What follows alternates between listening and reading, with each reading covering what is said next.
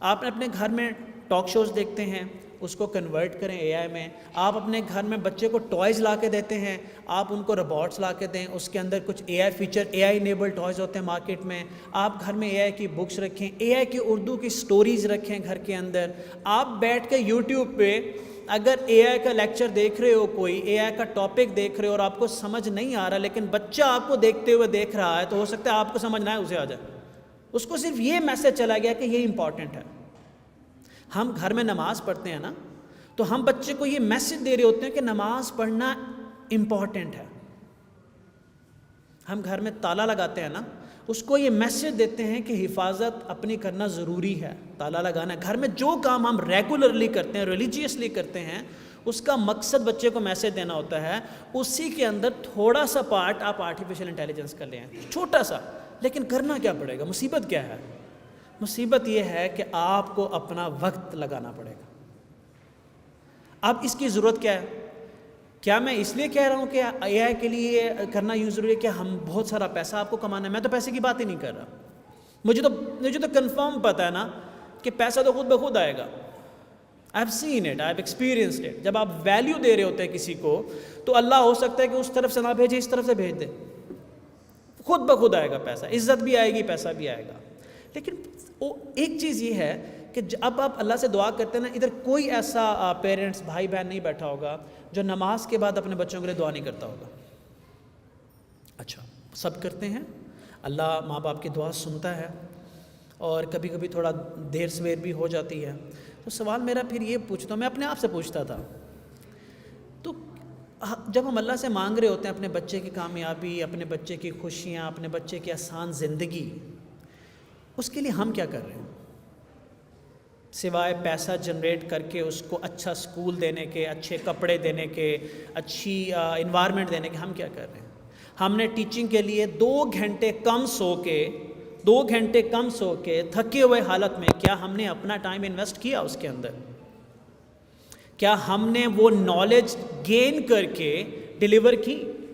کیا وہ knowledge research ہم نے جا کے اسکول والوں کے ساتھ بیٹھ کے کنورسیشن کی؟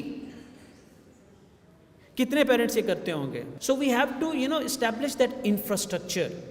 سب سے پہلے خود پہ انویسٹ کرنا ہے، اپنا ٹائم انویسٹ کرنا ہے، اور اس کا پرپس بالکل پیسہ کمانا نہیں ہے. وہ جب آپ اپنا ٹائم انویسٹ کر رہے ہوتے ہیں تو بچے کا مائنڈ سیٹ ڈیولپ ہو رہا ہوتا ہے. پھر آپ نے وہ ٹرانسفر کرنا ہے بچے کے مائنڈ میں، تاکہ وہ انٹرسٹ ڈیولپ ہو جائے. یاد رکھیں، اگر آپ نے زندگی میں کچھ ایکسٹرا آرڈنری کرنا ہے نا، کچھ ایکسٹرا آرڈنری کرنا ہے، ایوریج، آپ نہیں چاہتے کہ آپ کا بچہ ایوریج ہو، تو وہ صرف وہ فیلڈ پک کر سکتا ہے جس کا اس کو شوق ہے دل سے.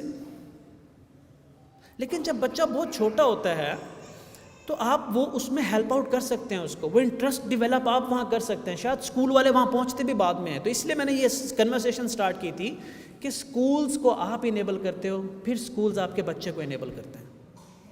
ادروائز آپ اسکول سے ساری امید نہیں لگا سکتے. تو اس طرح سے آپ پورا انفراسٹرکچر ڈیولپ کرتے ہو. اب اس انفراسٹرکچر کو ڈیولپ کرنے کے لیے 2 سوال اور اٹھتے ہیں.